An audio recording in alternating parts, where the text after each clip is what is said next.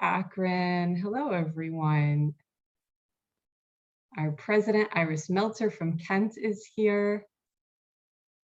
Fantastic. Okay. Well, we're going to go ahead and get started. Thank you, everyone, for being here today. Just a few housekeeping notes before we get started.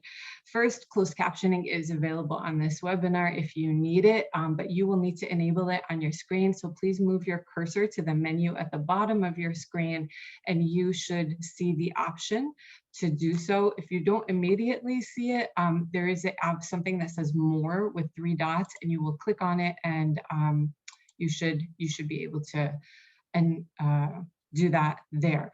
If you have any questions, please go ahead and put those questions in the Q&A so that I do not have to file through the chat to see your questions, and so that I make sure that nothing is missed. You can use the chat to comment or to politely chat with each other, but I'm only going to be able to see questions in the Q&A. We have a lot of content to get through today, so we are going to be leaving questions until the end, and just stack them in there, and we'll do as much as possible. I do not have a time limit on this, and I will it'll probably be a 50-minute training, and we'll take questions for as long as we can. And I think that does it for housekeeping things. And so we will get started. Next slide, Madison.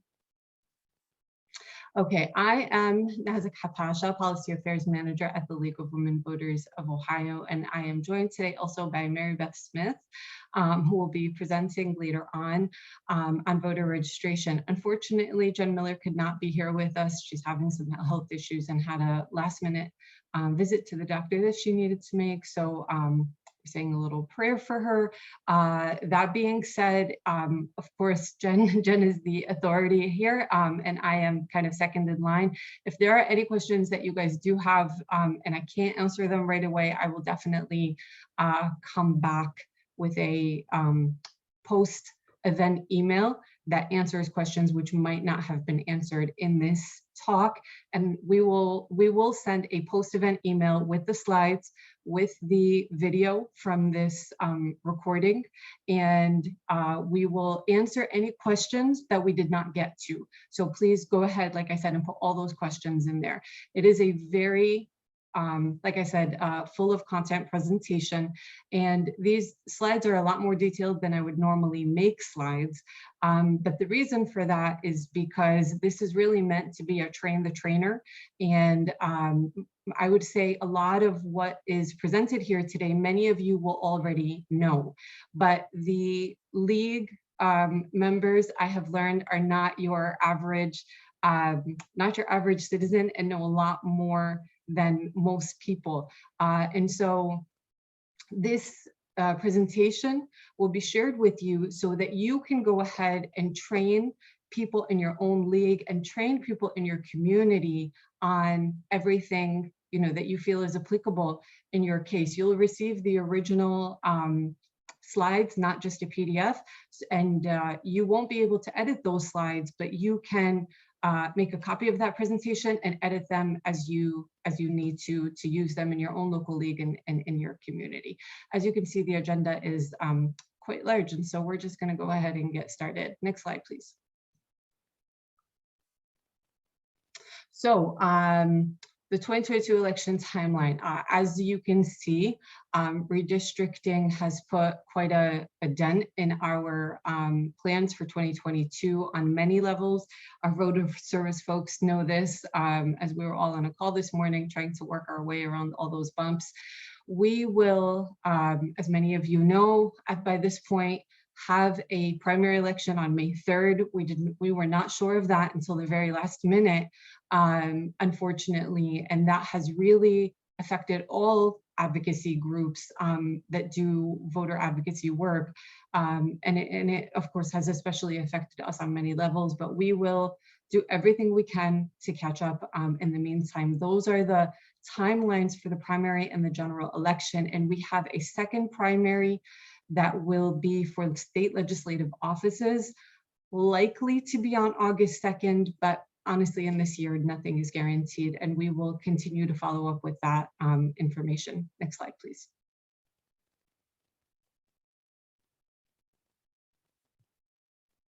All right, so what's on my ballot this year? A few of the things that redistricting has affected is because we are going to have 2 primary elections.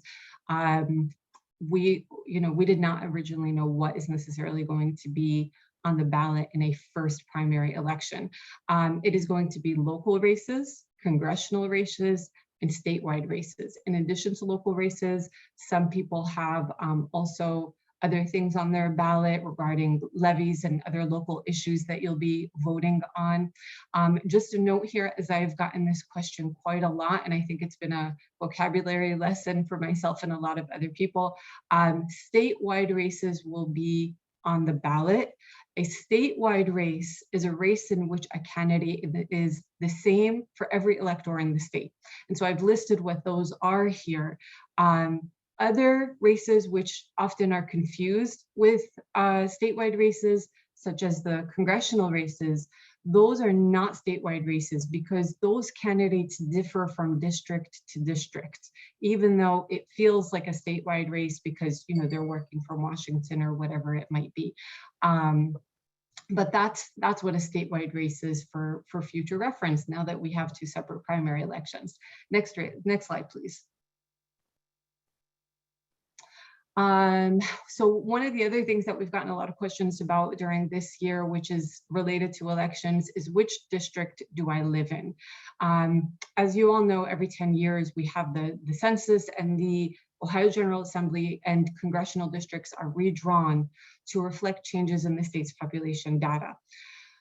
How do we answer this question when we get it from people? You use the current district maps to determine who represents you until the end of that says 2021 and it should say 2022. I thought I fixed that. I will fix that in the who represents you until the end of this year. It should not say 2021.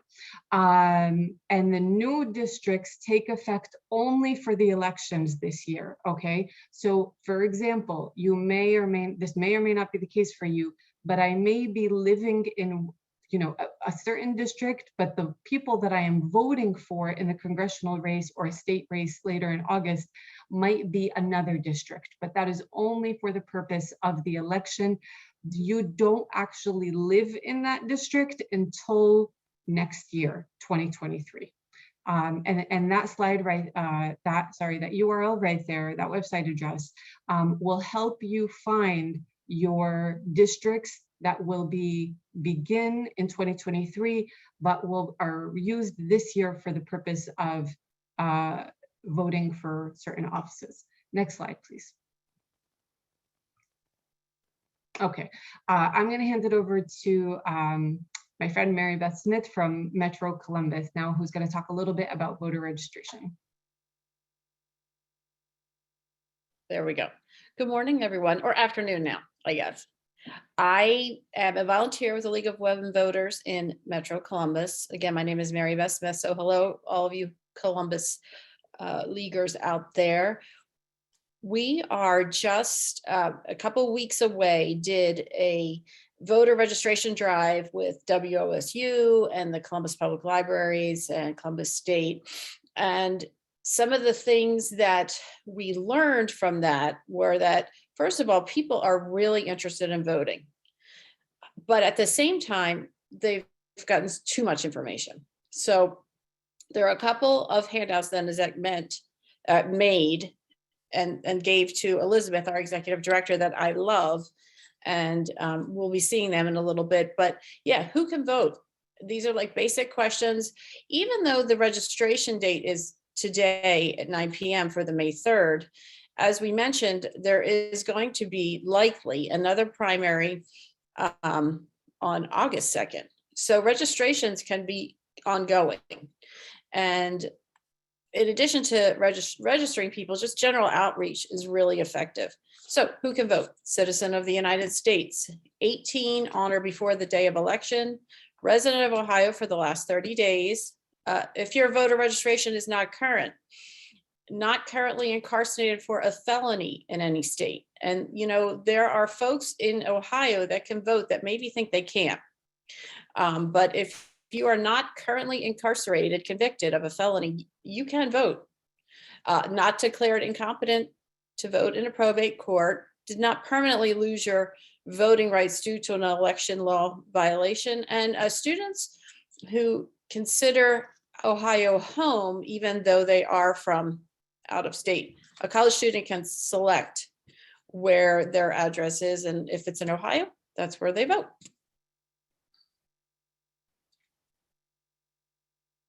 So those of you who have participated in voter registration drives, or even just, you know, been to our local libraries, you'll see the voter registration form, which is this paper form on the right-hand side that has lots of blanks and instructions. I'm sure that you're familiar with it, but things that seem to have come up on basic questions, oops, I'm going to close the chat, are that I always seem to come up, that people come up with. The first two questions: are you a citizen? Check. Yes. Are you going to be 18 years old before the next general election? So if there's someone that's 17 right now, up until the next election, they can register to vote. And then one thing that trips people up is, as you fill out the address, blank number 8 says county where you live. People consistently put country, United States. Make sure that as you go over with the person their registration, that they put the county in. For example, I'm in Franklin County. And then finally, a big thing to do is make sure that the signature, as the person signs it, is within that little block, because it gets scanned. And if it gets outside that block and it doesn't match what's on their on the record, it's not going to take. So pretty straightforward. And our Secretary of State has a website, voteohio.gov, if people have questions. And you can make sure that you walk that person through step by step. And then to submit these, if you're going to have a drive, you have 10 days to submit them to your local board of elections or to the Secretary of State. Any other? Yeah. Okay. So here's our form. And you can see all the highlighted parts. Again, the county, make sure you say whatever county you're in, signature date inside the box. And other than that, it's pretty straightforward, and you can just go, you can help a person line by line go over what they need. Here's what I love, this QR code. I think, you know, with our pandemic, we've gotten to know these QR codes again. What I thought was really helpful in our drive was we had a clipboard with this QR code, and folks could scan it with their own phone, or you could scan it with your phone, and they could look up and see if in fact they were registered, if the information was correct. We used it a couple of times on my shift when we did our voter registration drive. All right. Best practices, and these are just some of the things like I mentioned that we talked about. Confirm your location setup. We worked at the library in Columbus Public, and you're not allowed inside the library. So unfortunately, we had Ohio weather, and if you're dressed for the weather, bring your umbrella. People will stop briefly and talk with you, but if you're going to be outside, be ready. Be informed about your local issues. People are seemingly overwhelmed with what's going on locally and nationally in what's called politics. We're not about politics, we're about democracy. And there are some local issues coming up. For example, I live in Upper Arlington, we have a library levy. And people are confused that maybe they don't have to go to the polls on May 3rd because of these other issues. So make it local for people and impactful. Elizabeth Grieser, our executive director, had a great question. Have you checked your registration lately? Instead of asking a person, are you registered to vote? Because there was the big purge, and a lot of people are not on the registration list and they think they are. So you can help them check out vote411.org. Love it. It has lots of information that you could use, and also voteohio.gov.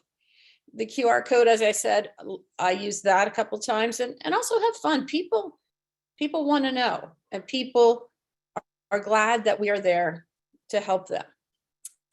And I know Iris mentioned in the chat, good point. People will put today's date for the birthday. Just help them go through line by line.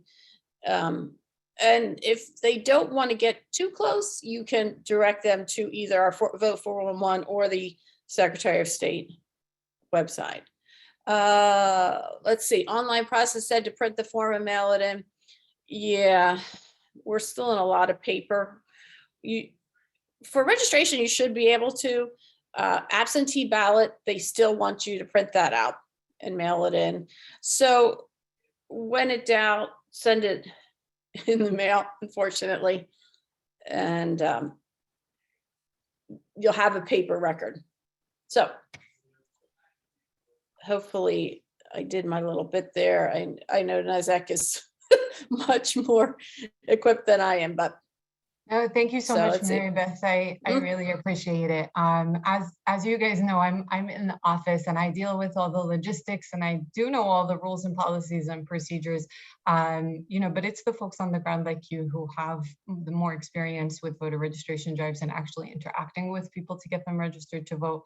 So I thought it would be helpful to have somebody from, somebody who's experienced with this from one of our local leagues. So thank you so much, Mary Beth, for joining us. All right, so moving on, how do you vote in Ohio? We have one of three ways that you can vote in Ohio. Obviously, you can vote on election day, or you can vote absentee. Now, many people don't know this, but it is important to know that mail-in voting as well as early in-person voting, those are two different kinds of absentee voting. Sometimes that comes up and people aren't sure what absentee voting is. Both of those things are actually absentee voting. Early in-person voting starts 28 days before the election. Next slide, please. So for early voting, there is uniform statewide voting hours that are set by the Secretary of State. Every board of election has the same early voting hours.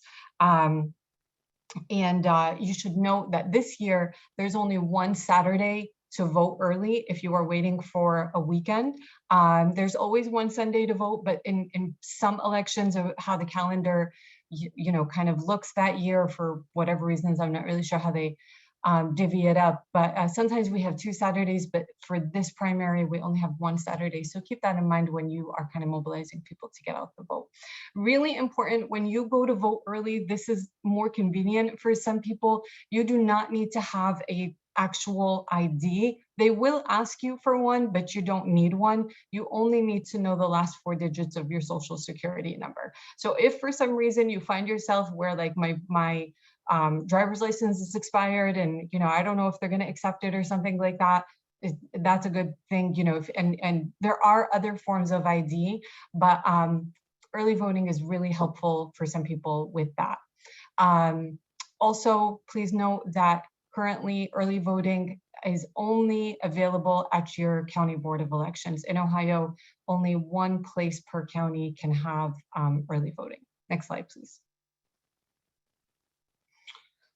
So mail-in voting, there's a lot of information here. I'm not going to go over it, but some of the main things that you need to know. In order to have a mail-in ballot, you must apply for one. You're not just going to get one.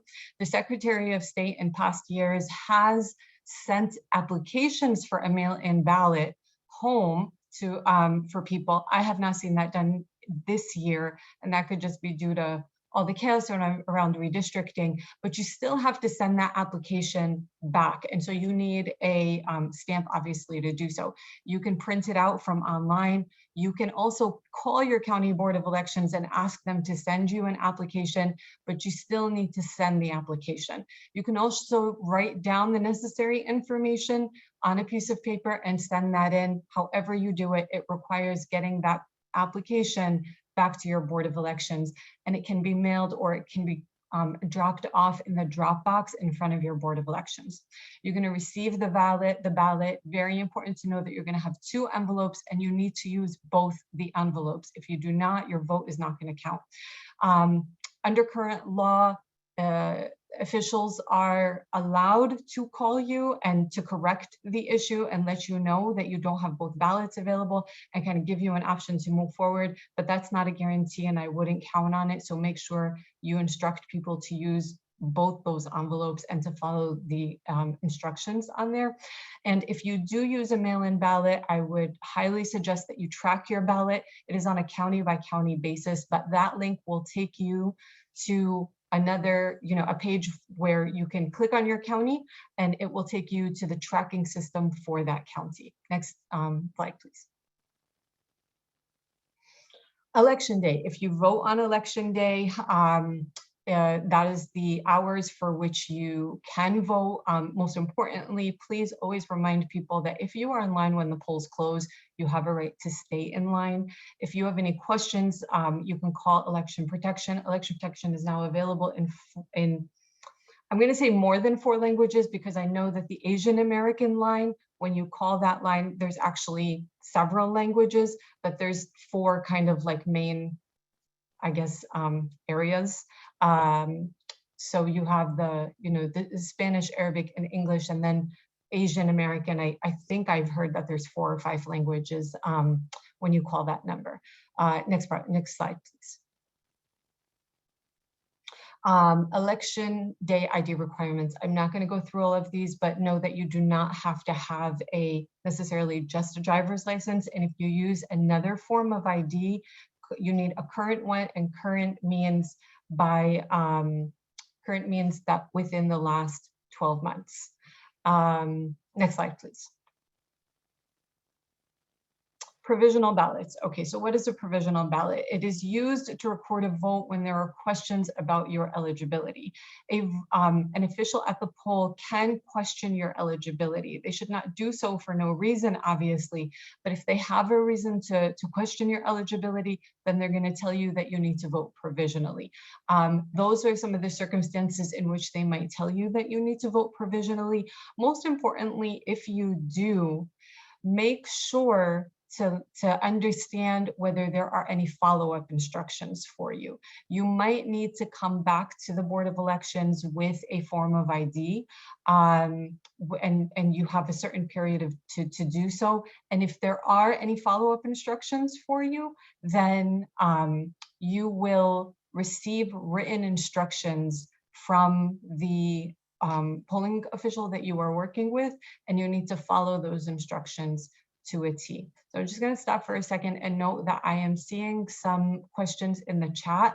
I just want to remind everybody that questions should be put in the Q&A. I'm not going to be able to stop and read the chat, but I will thoroughly go through the Q&A section for any questions. And I'm sorry that we can't do questions as we move along, but I will definitely go back to each one of these questions and make sure that they are answered.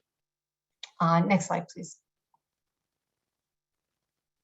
So again, it's kind of more of the same after casting a provisional ballot. If you provided a acceptable identity, you should not have to have any follow-up that you need to do. But if you didn't, you're going to be given instructions on what you need to do. If you changed your name, but didn't provide proof of a legal name change when you go to vote, you're going to need to provide that in terms of a marriage license or court order to the Board of Elections within 7 days after Election Day. Next slide, please. After casting a provisional ballot, those, again, see the instructions that you need to follow. Check the website of your individual county Board of Elections, because there are 88 counties across Ohio, and our voting and election system is fairly decentralized, and a lot of this stuff works on a county by county basis. Next slide, please. Okay, we're going to go ahead and we're going to talk about a few voting populations, specific kind of minority voting populations. I'm going to preface this section by saying I'm only going to give some general cursory information that the general, so like voter advocates should know. However, if you want to take on a project as your local league or you as an individual and work with those populations, we will be having more in-depth voter trainings for these special populations that I'm about to discuss. So right now, for example, I'm going to talk about voting with a criminal record. I have 2 slides on this, but we can spend more than an hour talking about it. Later this year, we're trying to arrange for a special training for that for local leagues that want to help, jail voting, voting with disabilities, whatever it might be. So just know that this is by far only a cursory look at what you need to know. And then if this is something you want to engage in more than just knowing about it, further training is required or is highly suggested. So that look out for more voter training scheduled throughout the rest of 2022. So number 1, voting with a criminal record. Who can and cannot vote? You cannot vote if you are currently incarcerated for a felony conviction. You can vote afterwards, but not while you are currently incarcerated for a felony conviction. You can vote if you are otherwise eligible, if you are serving probation or parole, if you are confined for a misdemeanor, or if you are confined while awaiting trial. A few things I want to mention about jail voting. People who have entered the correctional system in Ohio, oftentimes, many people don't have this knowledge, and many people don't know whether they're no matter what they're charged for, or even if they're found guilty of anything, if they still can vote. Most people assume that because you are in jail, you can't vote. You should know that a lot of education is required around this, and so simply sharing this information in your community is very helpful. You should also familiarize yourself with some vocabulary if you don't already know it. So the difference between a misdemeanor and a felony is the level of the crime. Typically a misdemeanor, you're serving less than a year for your incarceration time. The difference between a prison and a prison is typically for people who are of higher offenses, and typically no one can vote in a prison while they're currently incarcerated. If you are working with jails contain people who are, first of all, they're typically at the county level or a local level, and they may include people who are incarcerated for just as a holding period while they await trial, as well as people with misdemeanors and low-level felonies. And so not everyone in a jail is going to be eligible to vote. But if you are looking to work with that population, you're not going to be working in prisons at all. You will be working with the county jails. Just to give you an idea of impact here, 18,000, and this statistic is a little bit old, but 18,190 people were in jail in Ohio. And over 50,000 people were disenfranchised due to a felony imprisonment as of 2019. So there's a lot of people. The last number I saw for people that were released was like 20,000 people in a year that were released. And those are people who are released after serving their time, and your voter registration is erased. You have to re-register to vote after you are released from your from serving your time in a prison for a felony that you are charged with. Next slide, please. So jail voting, just again, few general things that you should know. Registering voters and helping them to vote are two different activities, right? So you have to figure out what you want to do before you get involved in this kind of work, one or both of those things. But you can't just go in and do the work. You really have to have a strong relationship and communications with your volunteers, local jail officials, and the County Board of Elections. Things differ very much from county to county and from jail to jail on how they do these things, whether they already have a system in place, what kind of regulations they have for safety and security. So again, there might be some bumps in the road. Some education is definitely required. You have to be patient through the process, but really you have to start with having a good relationship with all of the parties that are involved. And your volunteers are not going to be your typical volunteers that might show up for one voter registration drive. Some additional training is going to be required for them. If you are registering voters in a jail, you'll need to work with the jail official for a list of the individuals that are eligible to register to vote and to vote. And if you are registering voters, all inmates have to register at their permanent address. Your registration address cannot be the jail. Now, when they vote absentee, they can receive their ballot there, but their voter registration address cannot be the jail. Incarcerated voters have to vote absentee. Voting in by mail may be an option if the jail allows it. Again, that differs from jail to jail, but otherwise they would need to fill out a special form to vote in person absentee. It is linked to there, and the ballot would then be collected by 2 BOE officials, 1 from every party. A good place to start if you're interested in doing this work is the link right there. ACLU Ohio has a great toolkit that really gets into the details on this kind of work. Next slide, please. Okay, UOCAVA voters. Many of us did not know this term before this year, but because, again, of redistricting and kind of the changes that we have had to make because of it, then a lot of the UOCAVA voters became a more prevalent term. So it stands for Uniformed and Overseas Citizen Absentee Voting Act, and it is a federal program, and it requires that states allow adult citizens who reside overseas, including military voters, that they have to be allowed to vote absentee in a federal election. There are certain rules and restrictions around this, obviously, that require more time than the process would normally take for absentee ballots. Typically, absentee ballots are mailed after the voter registration deadline, but these ballots typically are supposed to be mailed no later than 45 days before the election. But we're going to talk about some of the changes that were made on the next slide for this year. Registering to vote and applying for an absentee ballot are typically done through the Federal Voting Assistance Program. As I was preparing for this presentation, for some reason that site is down. I will check again, but again, typically that's where you go. You're not going to register to vote through the Secretary of State. You're going to do it through the Federal Voting Assistance Program, and the link is there. However, the Secretary of State does have a form for relatives who can apply for an absentee ballot on behalf of somebody else. There's a link there for more information about this. Next slide, please.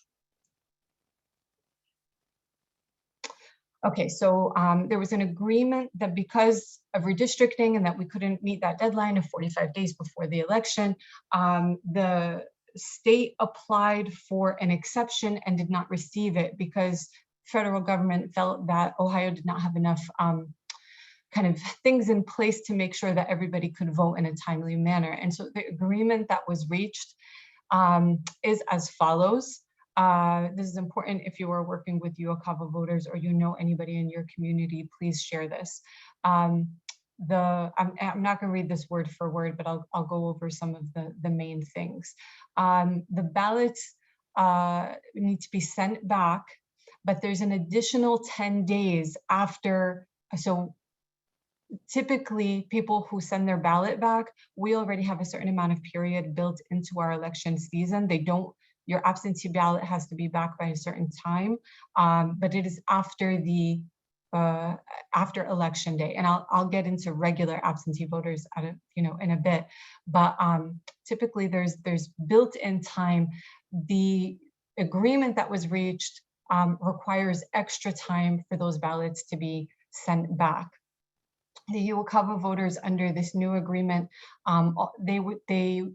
ballots are going to be sent out tomorrow or no later than tomorrow, but I know that they started to get sent out this weekend. And the state is required to provide notice of everybody who is affected, all registered voters who are affected, about what the agreement is. And in the notes of this, when you receive this, there is a link to the full agreement that was reached between the Department of Defense and the state. Next slide, please. Disability rights. Before I start this slide, I want to tell you that we already had a presentation on disability voters and the special challenges that they have when registering to vote and to vote. That is an hour presentation that is available on our YouTube page. For more information, you can go and look that up, but here's just some general things that will be helpful for you to know.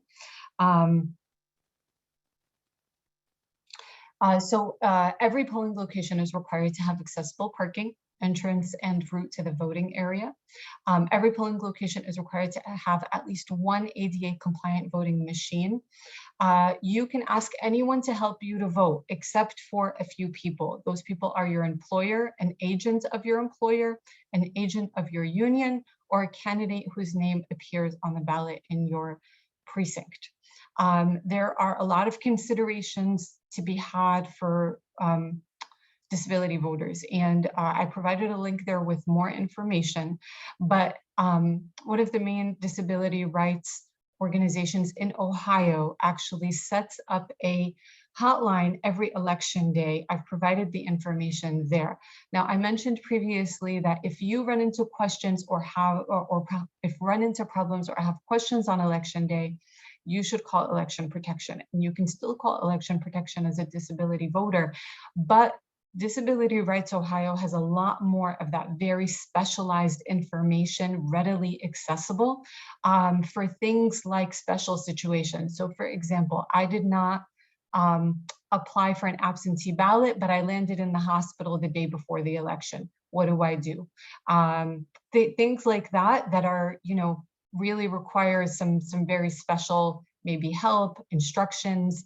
That's what they're there for. And I would suggest, if you know anybody with a disability in your life or anybody who's elderly and, just might find this information helpful, keep that number handy, as again, getting the information they need might be a little bit easier from this organization, just specifically for disability voters, because there really is a lot of very kind of special circumstances that could arise. Next slide, please. So some other considerations, and again, see the Secretary of State's website for more information. Mail voting is often the best option for these populations, especially many disability voters are also elderly voters. Many disability voters are also people with mental illness. And so if you are working with populations who live in a home for their special situation, absentee voting is often the best option for them, as well as many other, just somebody who's elderly and doesn't find it easy to leave the house. And so I would strongly encourage that in your community, that people are prepared to vote absentee by mail. Generally speaking, registering to vote with a paper form or voting requires a signature, but there are accommodations and forms for different types of situations, such as somebody who is living in a facility, somebody who cannot sign their name, somebody who has a guardian, and every one of these things is different. That's why, again, this is a short amount of time and I can't go into everything, but we do have that presentation on disability voters for more information, or the website there also has more information for you. Next slide, please. Okay, transgender and gender non-conforming voters. This information is especially helpful if you are a poll worker and come across somebody who is transgender or gender non-conforming, just to be able to have work with them properly. If the name on the voter roll matches the ID, the individual can vote. Many people who are transgender might just go by another name, but if the names match on the legal stuff, then they're fine. The stated gender on an ID does not need to match their physical presentation. Whether they look like a male or female to you is irrelevant. You can ask for their legal name, but don't ask for their real name. And just be nice and kind. Don't refer to somebody as it or whatever.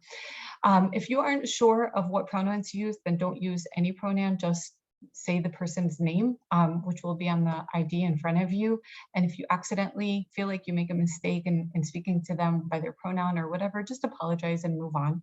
And know that an individual's gender identity is privileged information. Next slide, please. Okay, so we're going to be talking about some volunteer opportunities, and I'm going to go into a little bit more detail on each one of these, but there are a lot of things you can do. I hope if you take nothing from this, like know that you can, whatever your situation is, you can do something to defend democracy. It can be a day, it can be an afternoon, it can be in the entire election season, and I know so many of you already do, but there are a lot of opportunities for you to increase your work if you have the capacity to do so. So election protection, signing up to be a poll worker, please know that poll worker shortages are always, that's the status quo is poll worker shortages. So that's a big one. Working on community education. As I had noted, everybody who signed up for this presentation will receive these slides. And in addition to what you see on the slides, there are actually so many notes in the notes section. Pay attention to those. There's like more information and links on every single one of these slides almost. So you'll be able to use these slides for community education as well. Voter registration drives, as I know all of our local leagues do, are super important, and many of our communities rely on the league for voter registration. And spread the word, like however you do it, family, friends, social media, community education, spread the word about all the stuff. Through the election season, the league will have a lot of educational graphics on their social media. Be sure to look at those occasionally and share them. Those are often very helpful. Next slide, please. Okay, so becoming a poll worker, the website is right there. Please, if you are able to become a poll worker, go ahead and do so. Obviously, it is not necessarily an easy thing, even though it's just a one-day commitment, but they do have like a 14-hour shift. Oftentimes, the only people that can do this are people who are retired, but those are our elderly people who also can't easily work 14-hour days. I've talked to so many people who really want to do it, and they are waiting for the opportunity to do a half-day shift. The state currently does not allow a half-day shift, and we are working with the state on a regular basis to kind of see if that opportunity for that might arise, but currently that's just what we have in place.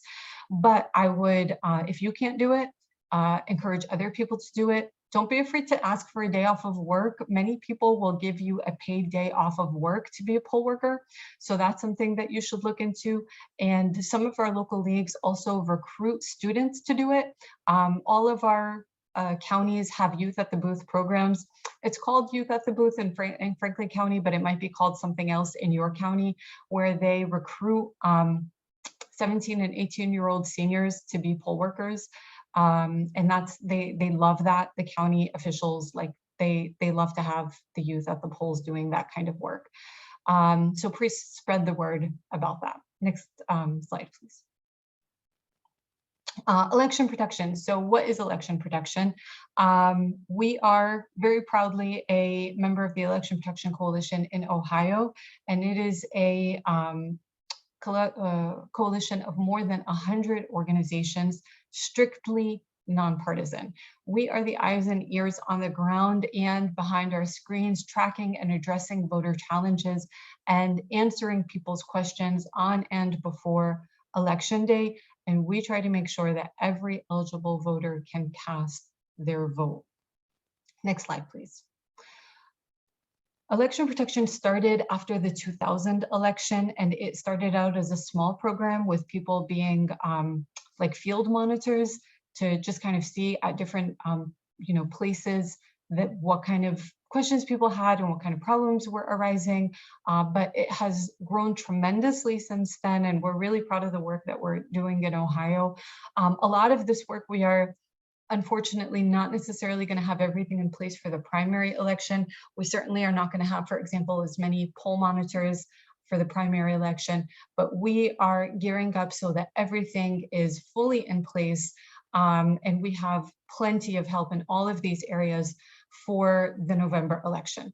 There are many different things that you can do from home or at a polling place or at a command center. So look at these opportunities. The link there will enable you to volunteer for any of these opportunities. It'll tell you more in more detail what each and every one of them includes. And if you sign up, you will have plenty of opportunity for training.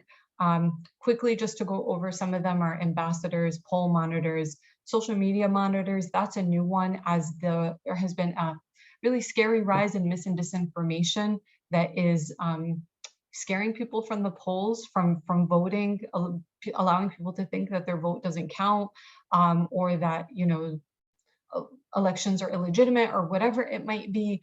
So we are really trying to ramp up our social media monitors. And that is something, once you get trained for it, something that you can do from now until election day. Command center volunteers and text banking volunteers are some of the things that you can sign up to do. Next slide, please. Okay, I'm going to end with some helpful links. I've collected these from all of the slides that I have presented previous to this one. This and the next slide are most of the links that are included in this presentation, just all in one place so that they are helpful for you. Know that the Secretary of State's website is a huge resource. I have linked it there, but I have also done some of the secondary links that you will find from the Secretary of State's website. But really, you know, if you I would say get comfortable with that website, learn what's on there. There's a ton of information on there, and resources for, you know, most situations, I would say. Next slide, please. Something I want to draw your attention to, actually it's on the previous slide, but that's okay, is the link to the election official manual. The election official manual is basically every single thing that you could possibly need to know about voting. It's between 400 and 500 pages. Obviously, you're not going to read every single word of that, but something that I tell people to do when they're looking for kind of specialized information is open up that PDF and do a control find function. Like if you have a PC, it's control F, and look for keywords, and it will allow you to search for whatever it is that you're searching for. But it is like kind of what I have presented here, you know, on steroids, everything that you could possibly need to know in the utmost detail, and more. Next slide, please. And next slide. And that is our office number, and that is our website, and that is my email. And you guys can obviously call us, email us. Our website also has a wealth of information and all of these links under the elections and voting section. It is going to be updated this week with a lot of information as well, but you can always email me with any questions that you have about voting and elections. Nancy said, can you go back to the last slide, please? Yes, we can go back to the last slide. Can you please rewind, Madison, for a second? So I'm gonna, like I said, I'm gonna go to the Q&A section now and start answering the questions from the Q&A section. If you have a question, make sure that it is there. If I don't get to it for some reason, I will answer these questions in the follow-up email that we send out from here. So what are the restrictions, if any, regarding driving voters to the polls? Can I take my neighbors or people I don't know? Absolutely. There are very few restrictions to driving people to the poll. The only thing I would say is when you register a person to vote, or when you take a person to vote, you cannot give them anything of a value, not even a lollipop, not anything. You cannot offer anything to people to register to vote or to vote. So please keep that in mind. Otherwise, I would strongly encourage you to organize vote rides to the polls in your community if you are able to do so. Will this be available afterwards? Yes, the recording and the slides will be available afterwards. If someone votes in the Republican primary in May, are they bound to vote in the Republican primary in August? That is a fantastic question, Iris. And I'm going to have to come back to that one because we have never had 2 primaries before. And so I'm not going to be able to answer that one right now, but I will. I'm not even sure if anybody knows, but we will figure it out and get back to you. Do you have to be registered to vote by today for the August 2nd primary? Okay, that is something that we do not have an answer for, but I'm going to be totally honest and say that unfortunately we have heard some rumblings about the Secretary of State believing that there should only be 1 voter registration deadline for both primaries. So be prepared that there might not be a second opportunity to register to vote for the August 2nd primary, if that's when it ends up being. We will follow up with more information, but that is not confirmed yet by the Secretary of State. I've also heard that the reason they chose August 2nd is because it's a special election day and there may be some more leeway in that. I'm not sure either. And I know, Nezak, you have more of the updated information, but follow the bouncing ball. They are figuring it out as they go along, just like we are. That is unfortunately the best answer that I have. I really think that nobody was really for sure knew. We certainly did not know whether there would be 1 or 2 primaries until, until like a week and a half, 2 weeks ago. And so we're figuring this out as we go along because it is truly unprecedented. What constitutes residency? So this is a great question and an important one because you have to register to vote at your residency. This is important for a few different reasons as well. Residency is where you live. Do you have to own or rent the property? Not necessarily, and you don't need to show proof that you own or rent the property, but you can consider that where you live for most of the time. I'm going to throw out some scenarios here that are related to this. College students can choose to vote from where if they consider home to be their parents' home, they can vote from there. If they consider home to be their campus, they can vote from there. That can be their voter registration address. But you have to make sure that your voter registration address is not a PO box. It has to be an actual house when registering to vote. But if you want to receive your mail there, you have the opportunity to put in a secondary address, and that's what you would use it for. So the primary address is where you are registered to vote. The secondary address is where you want materials sent. So that would primarily be, your absentee ballot. But if the Secretary of State sends you any information after that, it would probably come to that PO box as well, if that's what you're choosing as your secondary address. If you are homeless or know somebody who is homeless and doesn't have a residency, you can choose a homeless shelter as your residency. If it is, you can choose any place as your residency as long as they agree that you can do so, and that is a place that you will return to collect your mail. So that is residency, and if you have any follow-up questions, please feel free to put that in. If the county is not given with the registration, will it still be processed? Okay. We have seen it go both ways. It depends on the person that is processing that voter registration. So please try and make sure that the county is there, because we don't know. They're processed by human beings. Some people might receive one for Franklin County and automatically know that it's Franklin County and put it in there. But if they don't know, then they can't put that in, obviously. And Nezak, it's my understanding that you can't fill that in later for them as a volunteer. If they're in front of you, you can go through and say, yes, your county is Franklin County, but you can't look through a registration and fill it in. Is that correct? Yeah, so this is interesting. As far as I understand, there are no solid rules around, like, if you can fill in this information for them afterwards. You 100% cannot sign their name. But whether you can fill in that information for them afterwards, I would discourage you from doing so. But what I would highly encourage you to do is make sure that it is complete before they walk away from your table. Are provisional ballots allowed in a precinct other than where the voter actually lives?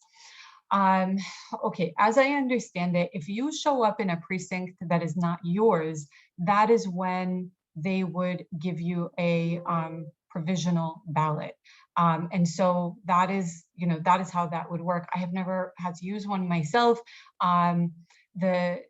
So if you are within the same county, it's not a problem. Where you might run into a problem is if you're in another precinct in your county, then it should be fine. If you are in another county, I'm going to send some follow-up information about that. I know that that is in the election official manual, and I will include the specifics around that. They are supposed to send your provisional ballot, but I would say that it requires some follow-up. But like I said, don't take that part word for word. I will send more specific information about county to county issues if you if you vote provisionally. As long as we are stuck with signature matching, what advice do you have for updating a signature if we registered about 1,000 years ago? That is a great question. So signature matching, again, is really subject to the person who is, honestly looking at your face on election day. I'm going to be completely honest. Minority voters like myself, if they think they have a reason to suspect you for anything, or they just don't like your face and are not a nice person, they're going to say your signature doesn't match. Sometimes your signature doesn't match and they're not going to make a big deal out of it. And so I would particularly caution people who are of a minority, unfortunately, to try to make sure that your signature matches your actual voter registration. I would say if that, and so that is my preface to that answer, but I would say if you fear that you might run into a problem because of that, renew your voter registration. Just to be safe, renew your voter registration so that it's not an issue for you. If one registers online, how is the signature handled? I've registered online. That's going to be a follow-up question that I'll include details for in the follow-up email. Well, I think when you register online, you have to provide two forms, your ID and your social security number. So I don't think the signature is an issue. Yeah, so thank you, Mary Beth. You have to provide, so something I did not mention earlier, you have to have a driver's license to register to vote online, which is not necessarily required for voter registration in general. And I don't know this for sure, but the reason I believe that that is the case is because they will match the signature from your voter ID. Of your, yeah, from your ID card or your driver's license to what you sign on that day, and that is how they do signature matching in that case. For anyone heading to vote or work at the polls, is it possible that voters could be offered an issues-only ballot? For the 17-year-old voters, is there any reason they are not eligible for a party ballot and will only be able to receive an issue-only ballot? There is no such thing as an issue-only, well. You can register issues only if you don't want to register for a party in a primary. Yeah, so thank you. It depends. I'm going to move back for a second. If you were in a primary election, they do have issue-only ballots. And you should be able to receive an issue-only ballot. But know that issues also happen during general elections sometimes, and it is not the case that you will be able to receive an issues-only ballot during the general election. During that time, you will just not vote for the candidates, which I hope that would not be the case. I hope you take the time to learn about your candidates and vote for them. But you will just in a general election not vote for those candidates and just skip to your the issues that you want to vote on. For 17-year-olds, is there any reason it's just voting in general, like the voting, whatever rules there are around like eligibility for voting is the same for issues and candidates. It doesn't make a difference on that. Are there places you cannot hold a voter registration table? Police stations, fire stations. Wherever you hold a voter registration drive, you have to have permission. I know that in certain cases, you cannot necessarily be inside. So I know Mary Beth told me this, I think just a few days ago, that if you're at the library, for example, you can't be inside, but they will allow you to have a table outside. Wherever it is that you want to have a voter registration drive, just make sure that you have very good communication with wherever you are. Don't assume that you can just set up a table outside of wherever you want to be and go do your work, just so that everything is just successful. You don't want to plan a drive and then be kicked out or have people angry at you. And most places, I think you will not run into an issue, but just the details around your voter registration drive should be worked out with your host ahead of time, and obviously everything be well agreed on. And just a quick thing on the question about 17-year-olds. Maybe the confusion is that at 17, you can vote in a primary for candidates only, though, not issues. So maybe is that the distinction that we're trying to make? Like, if you're 17 and you're going to be 18 by the general. Right. So for the primary, you can vote for a candidate, but you can't vote for an issue, is my understanding of an issue. I will get confirmation out of that. So Mary Beth brings up a good point. If you are going to be 18 by the general election, you can vote in the primary for that election. Whether it's just candidates or issues, I'm not sure of, but I will follow up with that information if there's anything regarding that. And some of these things that we're talking about right now are in the notes of the slides, but as I had mentioned, there's so much information, we can't go over every single detail, but there are more notes in the slides under each slide when you receive this. So something to look at when if you're preparing for your own presentation or community education event. Should an application for an absentee ballot request be May 2nd, not April 2nd? That is correct. If that is the date that was on there, I apologize. That was a typo on my behalf. The application for absentee ballot request is May. You know what? I don't even know that it's May 2nd actually, because the I will take a look at that slide and make sure that the correct date is on there. Thank you for pointing that out, Joan. On the slide about valid ID on election day, the last 4 digits of your social security number wasn't listed as an option. When is it that they can use that? You can use that when you vote early in person at your county board of elections. You can use the last 4 digits of your social security number. You cannot use that on election day. Can they register to vote under the same circumstance? How do they apply for a ballot? Do they have access in jail while awaiting trial? So I think, Susan, this is regarding jail voting. Can you register to vote? Okay, so if you are in jail, if you are in jail for a misdemeanor, you can register to vote and you can vote.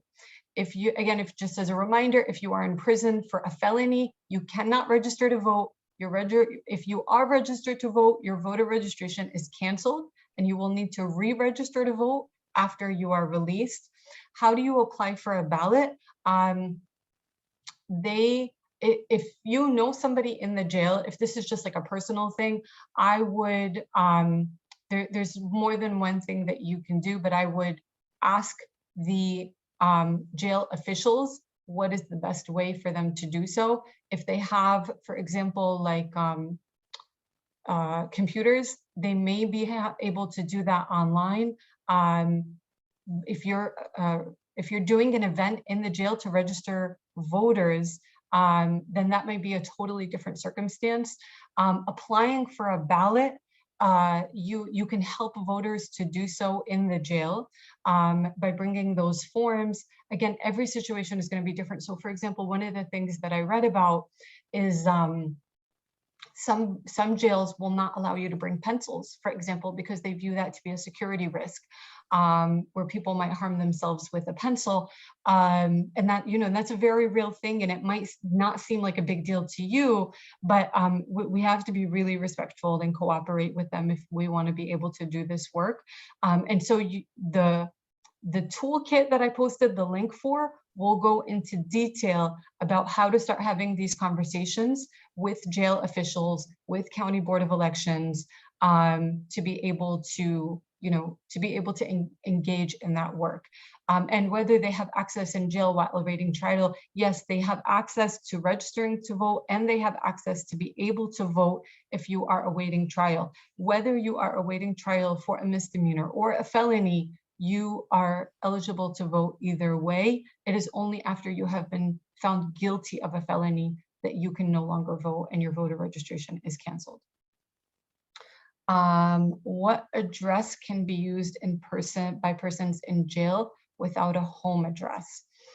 That's a really good question, Bill. If you would use what I read was that you would use your last known residence as your as the registration address.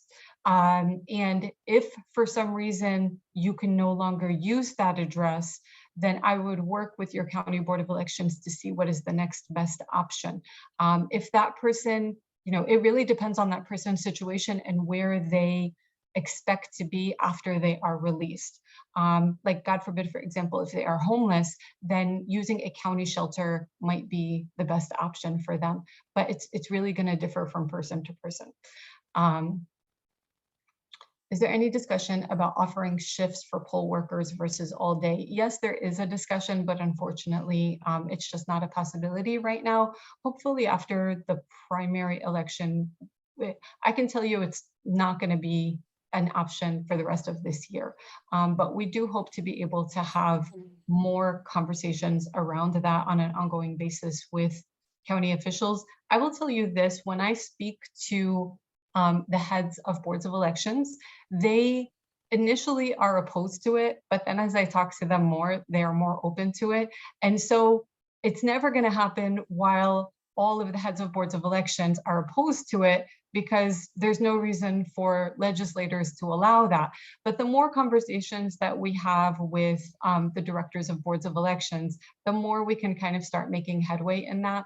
And so for my folks on here who are on like BOE teams or voter service folks who talk to your boards of elections, if you're ever in conversation with them, bring it up and see how it goes. And if you want to talk to me about having that conversation with them and things, what that would look like, then definitely give me a call and we can kind of prepare for that discussion. But it's really, we have 88 counties in the state, and so we have to be able to even begin this conversation, get a very large number of them on board and amenable to changing it. A friend and I volunteered to split a shift at the polls, and BOE said they cannot accommodate us being over 70 and working 16 hours. Yeah, it's just, I know it's difficult. And that's just the way it is. I will tell you the reasons, because there are so many questions about this. What they say, let's say the state needs to train 3,000 people to to be poll workers. Well, if I need to train 3,000 people for full day shifts, then I need to assume that I need to recruit and train 6,000 people for half day shifts. How am I going to do that? And when I have, that's the biggest thing. And so when I have those conversations and I talk to them about how many more people would be willing to do a half day shift, and let's just say I could guarantee you that I would find 6,000 people to do half day shifts. Is that something you'd be, amenable to working with? And then they start to like ease up a little bit. But then there's the issue of training them, and training them is typically done in person. And so it's like, changing the whole process by which they train people, because they have to, double the amount of work that they do for there. But it's an ongoing conversation. Any thought to getting the state to pay poll workers more? The wages are scandalously low. Yes, they are. You can pretty much consider it to be a volunteer job. Honestly, that's why I put it under volunteer opportunities. I would say it's something that definitely we can, talk about as we do more voter advocacy, but consider it a public service more than an actual job, would be my biggest tip for that one. What percentage of eligible voters are able to register online if you are recommending people? So I will say my understanding of how many people don't have a driver's license in Ohio is 11% of the population last time I checked. And so 89%, if we go by that statistics, 89% of people are eligible to vote online, and should be able to do so. Otherwise, they would need to register to vote with a paper form. For voters with disabilities, curbside voting is available. Yes, it is available at your early voting location and voting in person on election day. That is available. We are working with the state to encourage them to have clear signage and instructions on what to do. So just know that when you get there, if you don't see a sign, then it still has to be available, but that is when you might want to call election protection, for example, if you see no indication of like what you should do to vote curbside once you get to your polling location. A tip, if you plan on voting curbside, is to go for early voting. The signs and the number of people that are working at the Board of Elections typically tends to be more and more readily available for curbside voting at your early voting location during the month previous to election day. So I would utilize curbside voting during early voting if that is possible for you. When will we get your document and will the links be live? Although the links are live in this presentation, and you will get this document hopefully by tomorrow. I'm going to do a little bit of follow-up work to make sure that everybody's questions are answered, and whoever I didn't answer, I want to make sure that the follow-up email includes those answers. For voter registration drives, is it acceptable to record pertinent information from each registration form in order to follow up to make sure that the person's registration is processed? That is a fantastic question, Sharon, and thank you for asking it. This is a little bit controversial between some of our local leagues, and they don't like to do it. And that is your right. You don't have to do it, obviously, but it is allowed. You should know that it is allowed. You don't necessarily need to announce that to the person that you are collecting a form from. You can if you would like to, but it is actually a really great practice to take all of your voter registration forms and run them through a scanner, okay? Or run them through the copy machine and keep a set for yourself. Why is that a great idea? One, because you can use that information to follow up with that person and make sure that they actually go out and vote, especially if they provide you with a phone number. We can add those numbers to like a text messaging system to be able to remind that person to vote. Additionally, you should know that, for those local leagues that seek funding opportunities, there are sometimes funding opportunities for voter registration drives, and you can count those, right? The number of people that you register to vote, you can count them, if you need a minimum 5,000, 10,000, whatever it is, but you cannot count them without having the actual copies. They're not going to ask you for your copies. If you have a funder, they just want to know that you have those copies. They might audit you and, ask for proof, but we have had these funding opportunities before, and they're typically not going to ask you for them. I have piles and piles of voter registration forms that we kept and simply shredded after a certain period of time. So it's really a very great practice to do so. Linda, and then sorry, one more thing that you can do with that, you can, if you have the capacity to do so in your local league, you can go back and make sure that that person's voter registration was actually recorded and accepted. What does a primary cost taxpayers? How much is all the redistricting nonsense causing taxpayers? Well, first of all, it's causing us all quite a great headache. That's number one. It has also caused us a lot of work that we would have normally done and have not been able to do to already mobilize voters, get them registered to vote. In terms of the actual number, we now know from the Secretary of State that it will cost $25 million for an additional primary election. Is residency where you live most of the year over 6 months?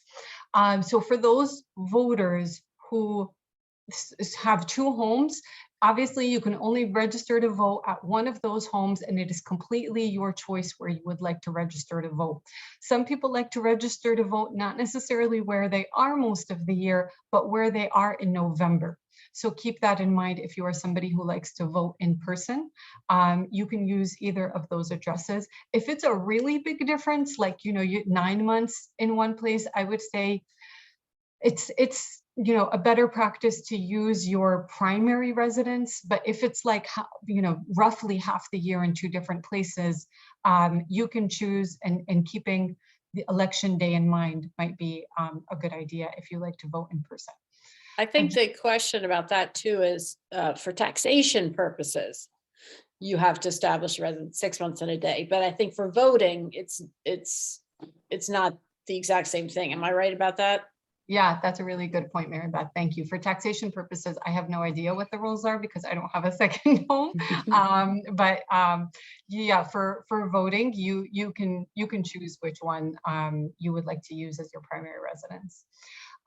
What about the prevalence of digital signature pads at polling places, as these signatures rarely match an actual written signature? How do we respond to this on election day? Cindy, that is a really great question. I'm going to do a little bit of digging and see if there is a better answer for this question than I have right now. I'm going to be totally honest with you. I think the vast majority of poll workers do not really, you know, kind of nitpick on what the signature looks like. And unfortunately, it's kind of like sometimes just an extra thing that if they are suspect of you for some reason, they'll use that as their excuse.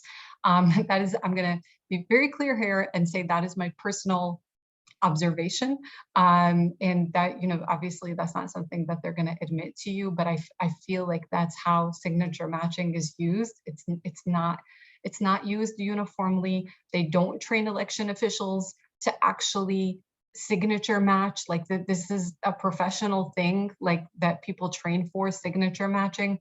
There is no training for it, so it's really just kind of subject to whenever they want to enforce it. There is a form you can get at the polls to update your signature. Poll workers will turn the form in at the end of the election day. Thank you, Susan, for mentioning that. Yes, you can, I guess, get that. So go ahead and utilize that for updating your signature. And I will try to include some more information about that and look into that. I was not aware of that. I know that there is a form on election day, like to update your voter registration if your name changed, as long as you bring the right, like, you know, your marriage license or court order or whatever, you can fill out a form the day that you vote on election day to do so. But that one's a new one to me, so thank you for mentioning that. Now I'm confused by what you have for in-person on voting day. So Jill, I'm not sure what the question is, but I'm guessing that your question is about voter ID. I would say go back to the slide when you get this on voter ID requirements. Those are the general voter ID requirements. The exception is that if you vote early, you don't need an ID. You can use the last 4 digits of your social security number to vote early in person. Yeah, I think that's the confusion. On the day of election, you need to have a driver's license. There's a list, but you can't just put your last 4 digits of your social on the Yeah, day of I election. apologize if I was not, I think I might have misspoke because there was some questions about that in the question.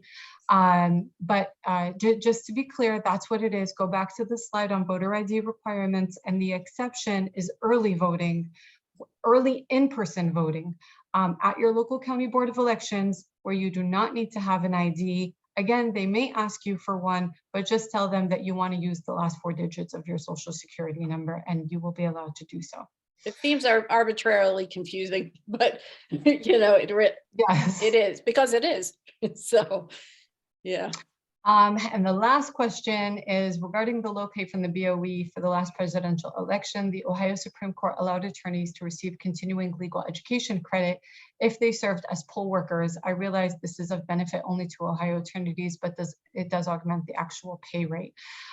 So thank you so much for bringing that up, Linda Streifsky. That is true. I know of lawyers who use that as a CLE opportunity to earn, because if you're a lawyer, you have to have ongoing education on a regular basis to remain, like to have your license. And that is, you know, that is something that you can do to meet those credit hours. So do you know if the Ohio Supreme Court is providing CLE credit through this year? Yes, it's an ongoing program. I don't know that it's been canceled. It's an ongoing program. So if you are an attorney, that is something that you can look at. And thank you, Linda, for that question. And that is all that we have for today. Thank you everyone so much for being with us today and for staying with us through the very full presentation that we have. I know that a lot of people have dropped off as this is past the hour, but I will include all of this information and the recording in the follow-up that I hope everybody will get by tomorrow morning. And I will look at the chat as well. I am not the kind of person who can read chats while presenting, but I'll take a look at the chat and make sure that everything is included there as well. And thank you to Mary Beth for being here today and helping me to present and to answer questions, and to my dear intern Madison, who is helping us with slides, and to our beloved Alice Tressler, who is helping me on tech. And I will say, have a good rest of your week, everybody, and thank you. Thank you, everyone.